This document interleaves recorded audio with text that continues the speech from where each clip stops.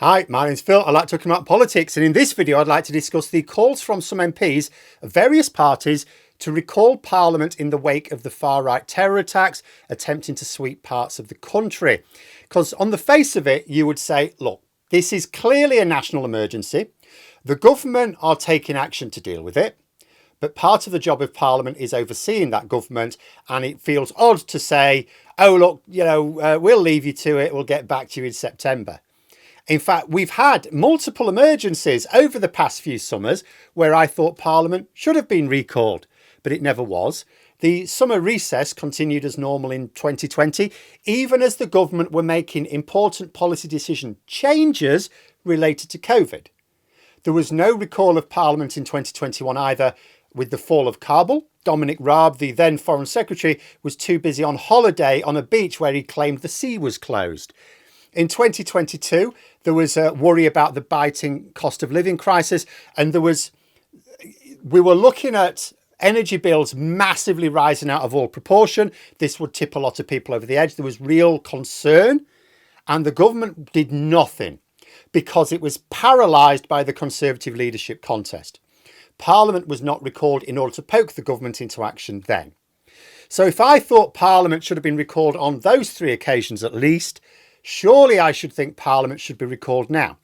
At least for the odd day. We're not talking about it coming back like for weeks, just the odd day where MPs could question relevant ministers, most especially, of course, the Prime Minister, the Home Secretary and the Justice Secretary, who are the ones most directly involved.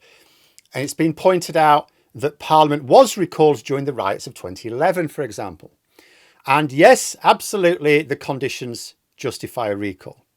What we're faced with here is in some ways worse than the 2011 riots because the potential for it to hit more places, carry on for longer, and the fact that it is clearly targeting specific sections of our community in a way that the riots were just like mindless violence in 2011. Even though most people are hoping that the reports of offenders crying in court as they're convicted, we've had two of those now, so it's already been happening. We're sort of hoping those stories put off others thinking about attending future terror attacks. However, this is where politics can sometimes be a bit awkward. I do think there are some things to consider in this specific instance. The first is to ask what Parliament's actually going to do if it's recalled. Like, what is it going to do of any use? It's worth noting the Shadow Home Secretary, James Cleverly, has not called for Parliament to be recalled. In fact, he said he doesn't think it should. The reason he's given is that there's no need for any new legislation, so there's nothing for MPs to vote on, which is true. That being said, it's not just the job of Parliament to pass laws. That is its principal purpose. But as the sovereign power, it is also there to question the government about what it's doing. Now, if these hadn't happened, then what the government is doing over this summer is exactly what they set out to do. In their manifesto principally, but then the King's Speech. So we sort of knew what they were doing, and there was already like a week of debates on that. But this is new. The government are doing something, it's not entirely new, because I suppose it's in keeping with what happened in 2011, but the government are doing a thing that it hadn't announced before Parliament broke up, right? And I'm not going to argue strenuously against Parliament being recalled for this purpose, because that is part of Parliament's job as well. But I do think it's worth considering the consequences in this particular case. There's a lot of MPs, saying that certain other MPs and others in the media should think about the consequences of their action. I think MPs should think about the consequences of recalling Parliament. My main concern are the bad faith actors in Parliament. Like, there are some MPs calling for the recall of Parliament for very genuine reasons, for the reasons I've just set out. But there are also some calling for the recall who want the opportunity to spread further division within our communities. And not all just from the source you're thinking at the moment. But there are always MPs who will try to use an occasion such as this to sow division, to sow hatred. Only their own echo chambers will really hear it, so the damage is real, but the damage is limited. But on this occasion, we have the likes of Nigel Farage. He didn't attend the urgent question with Yvette Cooper last week concerning Southport. He said he had questions. Oh, I've just got questions. Well, Yvette Cooper was there taking questions. Seems his questions weren't all that important because he couldn't be asked to attend when the Home Secretary herself was in Parliament answering them. But now we've got a much more serious situation. And I do worry about the trajectory which could be taken if you have Nigel Farage using the opportunity to inflame tensions even more. Because that will not just be heard by his own cultists, it'll be reported widely on the mainstream media, because the media have decided he's good for clicks. Because here's the thing, the short-term strategy, there's a short, medium and a long-term strategy from the government here. They've been alluding to some of it as a result of the emergency meeting they had again today. The short-term strategy is they need to get people who are thinking of attending more of these riots to think twice. And you don't need to get you'll think, oh, you'll never stop the proper knuckle draggers doing it. It's like, you don't need to. You just need to get the majority of them to think, I don't fancy a spelling prison. So the short-term strategy is to very visibly make it clear, as they're starting to make clear today, that anyone involved, you don't even have to have lobbed a brick. You might have just driven a van of people to a riot. You're going to prison. You're not just going to get a conviction. You're going to prison. Anyone who's had any role whatsoever in these riots, in organising them, in facilitating them, in taking part in them, if they identify you, if they find you, you're going to prison. That is the short-term strategy, to get people whose lives would be massively disrupted by going to prison to think it's not worth it. So anything that inflames tensions further is to be avoided. And Nigel Farage will attempt to inflame tensions further. He could even potentially try to interfere with the trials, although that might put him in frame for contempt of court. MPs have immunity from being sued when they say something in Parliament, for good reasons. So I would be very, very careful about giving Farage an opportunity to take advantage of this immunity. It doesn't give him immunity from prosecution for contempt of court, but I think he's likely to know where the lines are drawn.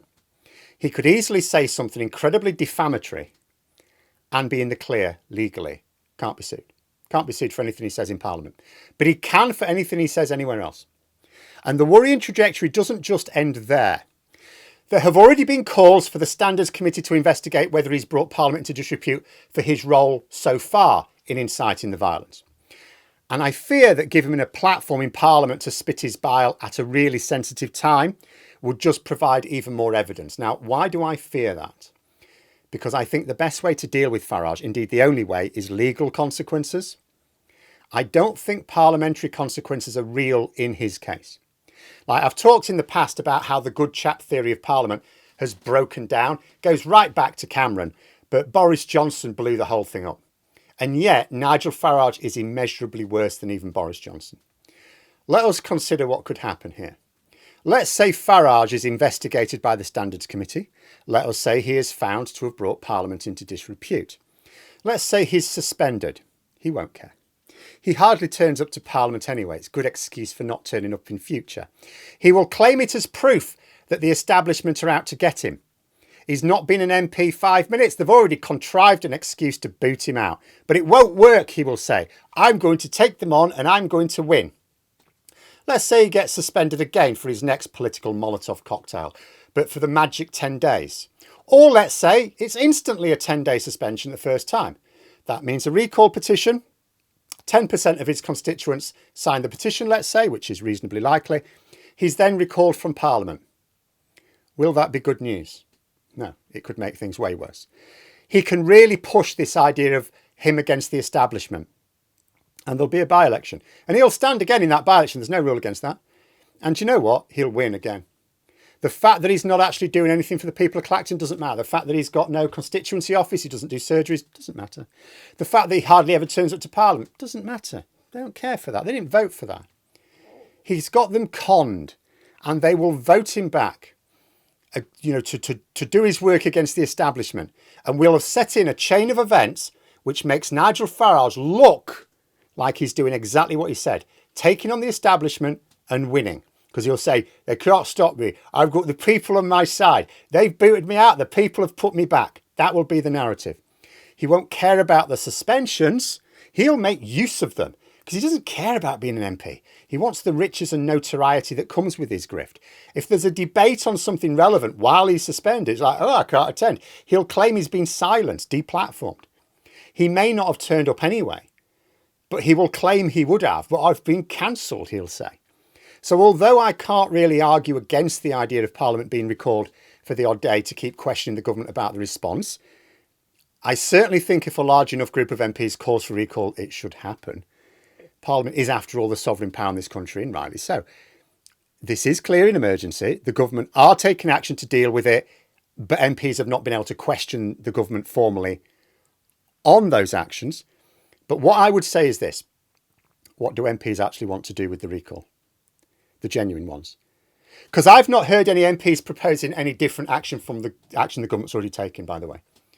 You know, when we had emergency related to COVID in 2020, fall of Kabul 2021, and the energy crisis in 2022, there were MPs, a lot of MPs, who had specific proposals for different policies to the ones the government was pursuing. So recall of Parliament would have had, because it never was recalled, would have had a purpose then, because they'd have been questioning the government about its response and saying, actually, we think we've got a better idea. There would have been that sort of forum for it, and it would have been on record. I'm not hearing any specific proposals for a different approach here. There are a few going, oh, we don't think the government's getting this right, from the usual suspects, but I haven't seen a single one of them put forward any proposals for alternative action. The only one now is, there's a couple saying, oh, send the army in, which is one question to which Starmer can stand up and go, no. Obviously, if that policy change, Parliament should be recalled. We don't put the army on the streets like for this purpose without Parliament having a say. But that's not the plan. That's one question MPs can ask, and it's really easily answered based on what they seem to be saying to their followers online. Because I'm following a lot of MPs who are calling for Parliament to recall. I'm not seeing them saying anything outside of Reform UK that the government should be doing differently. Some of them are griping, some are not. Some of them are griping, but they're not actually saying what should be done differently. So they haven't actually got a question. So all that will happen is MPs will stand up saying how awful it is and putting on record some specific concerns within their own constituencies, which is fine, but how much harm could result from letting a certain walking cigarette tray get his forum for having inflammatory language broadcast on mainstream media? Because at the moment, there's not a lot of report, when a lot of media outlets are sort of, GB News obviously are the ones platforming Nigel Farage. There's quite a few of the others a bit coy about it because they know what he's saying is potentially illegal. But all of a sudden they've got justification because they'll be reporting what an MP is saying in our national parliament. I would maybe just ask MPs to think twice here. But there we are. Those are my thoughts. If you enjoyed the video, please subscribe for further content and click the like button. You can also sign up for memberships if you'd like to support the channel further. Thanks for watching, and until next time, I'll see you later.